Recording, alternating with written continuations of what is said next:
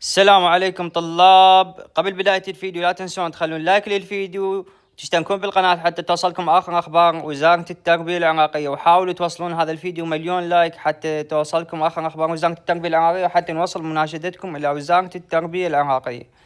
طبعا اليوم عندنا جدول السادس الابتدائي الجديد، هذا آخر جدول نزل لسنة 2026.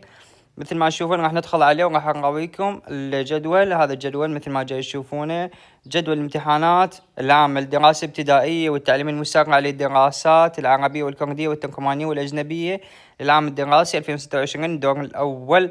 عندنا الجدول يبدي من يوم الثلاثاء مثل ما جاي تشوفون، راح نقرب لكم الصورة.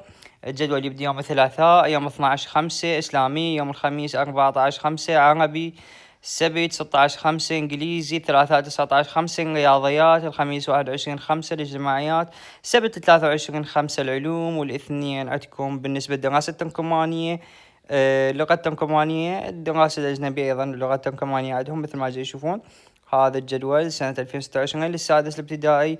وطبعا لا تنسون تخلون لايك للفيديو هذا وتشتركون بالقناة مال يوتيوب حتى توصلكم آخر أخبار وزارة التربية العراقية، وراح نخليكم رابط مال قناتنا مال تليجرام بأول تعليق بالوصف مال الفيديو، ودخلوا اشتركوا بيها حتى توصلكم آخر أخبار وزارة التربية العراقية لجميع الصفوف.